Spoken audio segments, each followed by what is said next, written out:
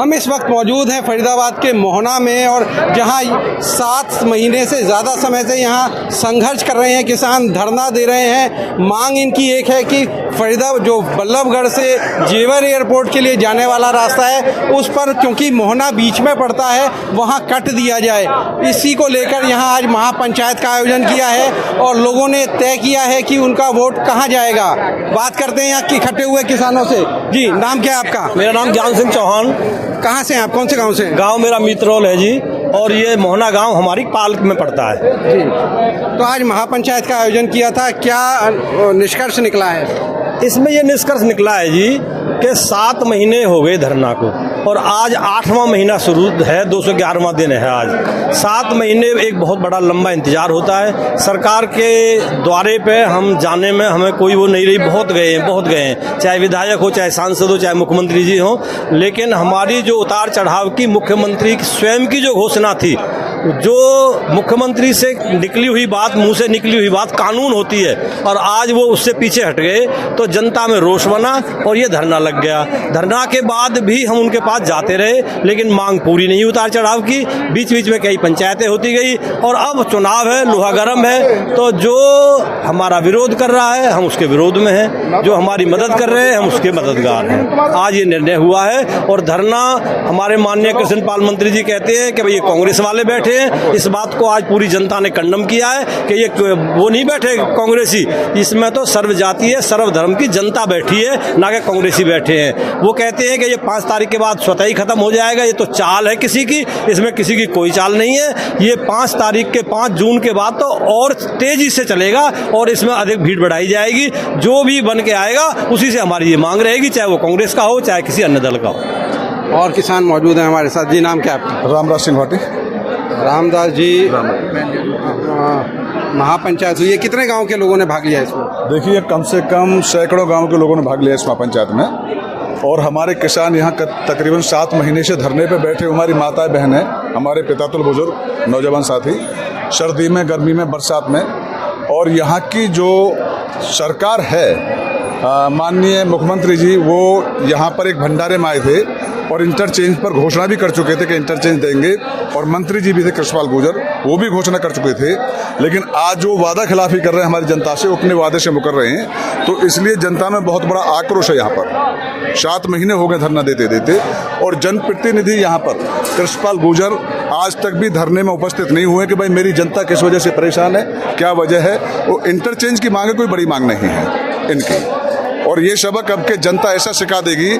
ये तो कर रहे हैं शायद 400 पार की बात, हो सकता है पूरे देश की जनता इनको संसद से बाहर कर दे, ये भी हो सकता है बीजेपी को। यहाँ आज क्या निर्णय हुआ है? देखिए, आज अभी निर्णय नहीं हुआ, अभी निर्णय पंचायत लेगी, जो कृष्णपाल गुर्जर को हराने का काम करेगा, पंचायत का समर्थन उसको जाएगा। नाम क्या है आपका? जसवंत पवार।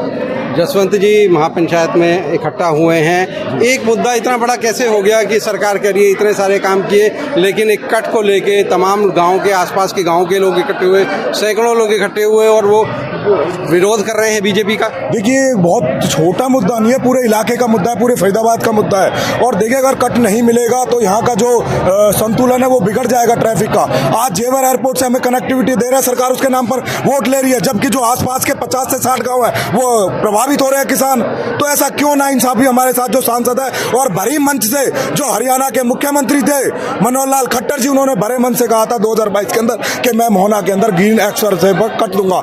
आज जो मुख्यमंत्री वो मुकर गया, तो इससे बड़े शर्म की बात कोई नहीं हो सकती। और आज जो महापंचायत हुई है, जो हमारे यहाँ के नाकारा, घमंडी और अहंकारी सांसद है, उनको सबक सिखाने का काम ये पंचायत करेगी। 25 तारीख को जो वोट होगी माननीय कृष्ण पाल जी के खिलाफ होगी, एक एक वोट कृष्ण पाल के खिलाफ होगी। और मैं आपके चैनल के माध्यम से कहना चाहता हूं कि कृष्ण पाल जी की इस बात जमानत जब्त होने वाली है, वो 4 से 5 लाख वोटों के अंतर से हारने वाले हैं। नाम क्या है आपका? राजेश तेवतिया। तेवतिया साहब, कितने समय से ये संघर्ष जारी है, और क्या सिर्फ एक ही मांग है आप लोगों की?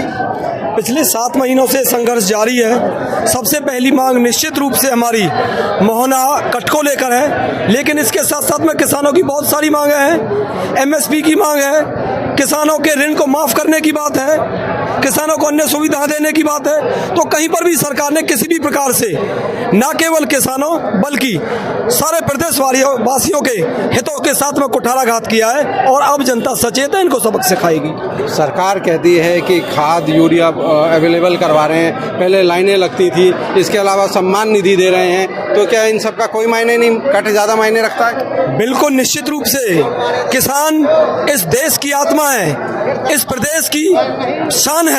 किसान से ही विकास है, किसान ही सम्मान है, किसान ही हम सब की जान है। जब किसान ही सुरक्षित नहीं होगा, जब उसके साथ ही धोखाधड़ी की जाएगी, जब उसके हितों के साथ में कुठाराघात किया जाएगा, तो अन्य किसी वर्ग का किस तरीके से सरकार ध्यान रख पाएगी। और जहां कर बात करते हैं खाद बीज की, तो ये तो वो वाली कहावत है कि दुकान में सारा सामान भर दिया और चौकीदार अपना बिठा दिया कि सामान को चोरी कर करके लेकर चले जाना।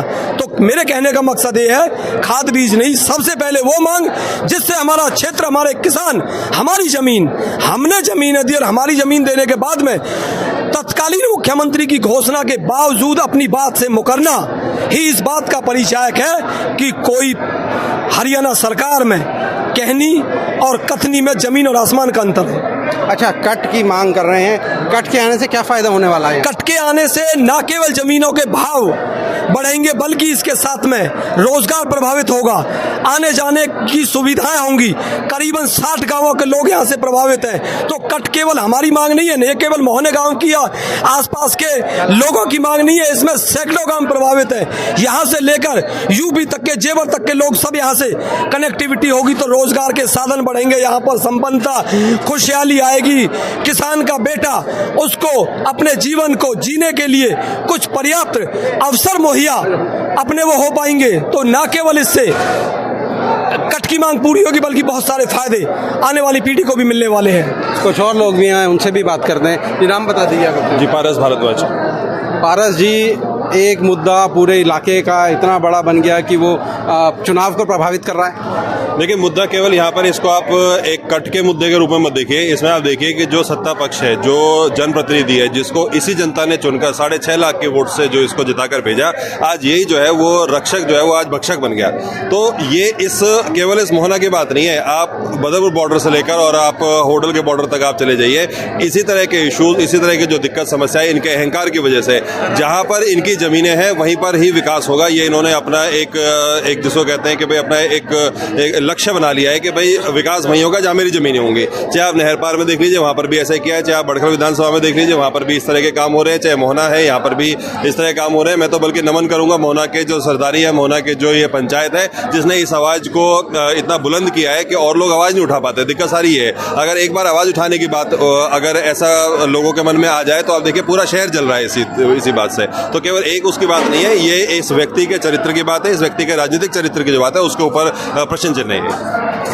बात करते हैं और लोगों से। हाँ जी बाबा, नाम क्या है आपका? भूखलाल। कितनी उम्र है आपकी? मेरी उम्र 75 साल। धरने पर बैठे हैं आप, आज पंचायत में भी हैं? धरने पर बैठे, पंचायत में भी अड़के, बियर वानी बालक ने ले बैठी है और इन्हें तनक दया न आई। ये बिजनेसमैन है, ये हित में ना पब्लिक के में, ये बिजनेसमैन हो गई है। इन्हें बहुत बुरा करे, एक भी अधिकारी नहीं आयो। ये नहीं होता दया हम ठीक भाई, एक हाथ तो चले, कोई रूंग भी नहीं आयो, गांव में झाँक्यो ही नहीं हो। हाँ, ये नहीं इतना बुरा करो, इतना बुरा कोई होगा ना जितना ही बुरा। ठीक है, और लोग हैं, इनसे बात करते हैं। नाम बता दीजिए आप अपना। मैं संयुक्त किसान मोर्चा पलवल फरीदाबाद का कन्वीनर हूँ। पलवल में 12.5 महीने में आंदोलन चलाया था और हम इस धरने पर लगातार 7 महीने से जुड़े हुए हैं। ये जो धरना है इतनी जायज़ मांग के लिए है, इससे ज़्यादा जायज़ मांग इस प्रदेश और इस इलाके के लिए नहीं हो सकती। ये 22 किलोमीटर का जो एरिया है वो हरियाणा में पड़ता है, इस ग्रीन हाईवे का, और 9 किलोमीटर का एरिया पड़ता है उत्तर प्रदेश में। 22 किलोमीटर में एक भी जगह इस पर उतार चढ़ाव नहीं है, जबकि इसमें हजारों एकड़ ज़मीन हरियाणा के लोगों की गई है। इससे बड़े दुर्भाग्य और बुरी बात हो नहीं सकती। क्या इस मुद्दे का राजनीतिकरण नहीं हो रहा?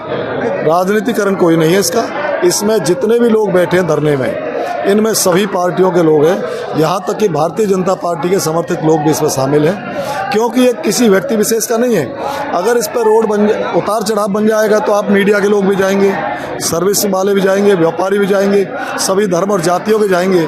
राजनीति वहाँ होती है जहाँ किसी राजनीति व्यक्ति को विशेष फायदा होता हो। आज आपने देखा है इसमें एक भी कोई वर्तमान विधायक, पूर्व विधायक, कांग्रेस का कोई पदाधिकारी, जेजेपी का, इनेलो का, बहुजन समाज पार्टी का, आम आदमी पार्टी का कोई नेता नहीं आया। केवल और केवल मात्र किसान आए हैं और किसानों का ही ये फैसला है। 100% किसान अब की बार अपने फैसला पूरा करेंगे, इसको भारी वोटों से हराएंगे और इसको जीतने वाला जो उम्मीदवार है इसके मुकाबले पे उसको जिताएंगे, ताकि इसको भी और जो जीते उसको भी ये अंदाजा लग जाए कि पब्लिक का विरोध करने का क्या मतलब होता है। क्या मानते हैं कौन जीत रहा है यहाँ से? देखिए, मैं अगर निजी बात कहूँ तो महेंद्र प्रताप यहाँ से भारी वोटों से जीतेंगे। लेकिन आप बता रहे हैं यहाँ बाकी दलों के लोग भी समर्थन करने के लिए बैठे हैं इस धरने का, तो क्या वो भी उससे सहमत हैं? जी हाँ, इस इलाके के सब किसानों और मजदूरों ने फैसला किया है कि भाई हमें एक बड़ा दुश्मन मारने के लिए अपना भी त्याग करना पड़ेगा। बहुत से लोग ऐसे जो ये कह रहे हैं कि जी कुछ भी हो जाए हमें इसको हराना है, इसे हराने के लिए हमें अपना भी त्याग करना पड़ेगा, जिसमें बहुजन समाज पार्टी के भी, इंडियन नेशनल लोक दल के भी बहुत लोग हैं। यहाँ भारतीय जनता पार्टी के वर्कर हैं, आपको चाहो तो मैं मिलवा भी दूँ, सभी पार्टियों के लोग हैं और सबने फैसला कर लिया कि कृष्ण पाल को हराना है, इसके अलावा और कोई चारा नहीं। लांबा साहब हैं हमारे साथ, पंचायत में बड़ी भूमिका निभाई है उन्होंने। जी लांबा साहब, क्या निर्णय निकला, क्या निष्कर्ष निकला, क्या इसके बाद भी कोई पंचायत होगी? देखो, पंचायत तो होंगी मगर अब वो गांव-गांव में होंगी। लोकसभा क्षेत्र के हमारे जितने गांव में सब गांव में जाएंगे, लगभग 50-40 गांव तो हम कर भी चुके कवर। और जो आज का फैसला हुआ है कि कृष्णपाल गुर्जर को जो भी प्रत्याशी हराने की पोजीशन में हो उसके पक्ष में एकमत होकर मतदान करें। तो आप बता रहे हैं कि गांव-गांव जा रहे हैं, तो गांव-गांव जाके बात क्या कर रहे हैं आप? बात यही कर रहे हैं कि कृष्णपाल गुर्जर को हराओ, ये झूठी सरकार है, मुख्यमंत्री ने झूठ बोला है। हम पिछले 7 महीने से लगातार धरने पर बैठे हुए हैं। हमारे बुजुर्ग, हमारी बूढ़ी दादी के समान जो माता है वो बैठी रही हैं। इतने गर्मी सर्दी हमारी सारे त्यौहार हमने वहाँ पर मनाए। स्वयं मुख्यमंत्री झूठ बोले जिस सभा में, मंत्री झूठ बोले, क्या विश्वास करें ऐसे लोगों का? एक धार्मिक भंडारे में झूठ बोलना एक धर्म उठाने के बराबर है। एक के साथ तो लग गया पूर्व मुख्यमंत्री मनोहर लाल खट्टर और इनके साथ तो लग जा रहा है पूर्व मंत्री कृष्णपाल गुर्जर। तो ये होने जा रहा है जल्दी अतिशीघ्र निकट भविष्य में। आप लोग तो केंद्रीय मंत्री नितिन गडकरी से भी मिले थे इस बारे में? मिले थे, पर वहां से भी कोई ठोस आश्वासन नहीं मिला। जो उम्मीद लेके गए थे वो उम्मीद वहां पर भी पूरी नहीं हुई। या तो कहीं इनकी रुकावट है, एक बार कम से कम आके ये तो बता दे भाई ये रुकावट है, मैं आपके साथ हूँ। हमारा मंत्री है, हमारा सांसद है, हमारा अधिकार बनता है उनसे कहने की अपनी बात। मंत्री है, हमने वोट दिए, उनको हमने जमीन दी है। एक राजा का धर्म होता है कि उसके राज में कोई चींटी से लेकर हाथी तक कोई दुखी तो नहीं, कोई अमीर से लेकर गरीब तो कोई दुखी तो नहीं है। अगर कोई दुखी है तो उसका धर्म बनता है, तुझे दुख क्या है? लेकिन अभी पिछले दिनों एक प्रेस कॉन्फ्रेंस में कृष्णपाल गुर्जर ने कहा था कि कट की मांग पूरी होकर रहेगी। फिर कैसे होगी? कब होगी? कट की तो मांग पूरी होगी। कब होगी? 2 साल हो गए इंतजार करते करते, तब मजबूरी में बैठे हैं। हमारे पास काम नहीं है क्या इतनी सर्दी में सारे त्योहार मनाएं? फिर वो होगी कब? आपकी बार वोट होता तब आगे की उम्मीद कर रहे हैं? कभी नहीं, जनता नहीं मानेगी। नहीं, अब देख रहे हैं आपने, नहीं मानेगी। आप जाके देखो, हम मना देंगे इसको, तो पड़ेगा संघर्ष समिति से मना दिया जाएगा इसको। हमारी अगर यहाँ पर ऐसा नहीं होता, अगर ये हमारा कट मिल जाता तो इनका इतना विरोध शायद नहीं होता। ये तो जानबूझ कर नहीं आए, क्या कारण रहा वो तो वो जाने, क्या मनसा थी उनकी। अब ये तो अपना दुर्भाग्य समझे, सौभाग्य समझे, उनका अपनी क्या हठधर्मिता थी, क्या दुराभाव था इन लोगों से यहाँ से, जबकि उनको भारी संख्या में यहाँ पर वोट दिए थे, एकमत होकर वोट दिया था। इतनी उम्मीद की थी, हमारे नजदीक के पड़ोस के, हमारे जिस क्षेत्र का MP हो, उस तो मंत्री हो, वो तो गर्व से सीना चौड़ा होता है उसका, और यहाँ उल्टे हम सुकड़ गए। ठीक है, तो ये थे हमारे साथ मोहना में पंचायत में आए हुए लोग जो साफ तौर पर कह रहे हैं कि इस बार उस कैंडिडेट को वोट दी जाएगी जो भाजपा प्रत्याशी को हराने की कुव्वत रखता होगा। लिहाजा जो लोग मोहना कट को लेकर गुस्साए बैठे हैं, यहाँ से लेकर फरीदाबाद से लेकर पलवल तक के लोगों ने इस पंचायत में भाग लिया और अब जो है इनका अलग कदम ये है कि गाँव-गाँव जाकर लोगों को इस बारे में बताएंगे और कृष्णपाल गुर्जर के खिलाफ ये कह रहे हैं कि लोगों को एकमत करेंगे जिससे कि बीजेपी प्रत्याशी की हार हो। अगर ये वीडियो आपको पसंद आया है तो इसे लाइक जरूर करें।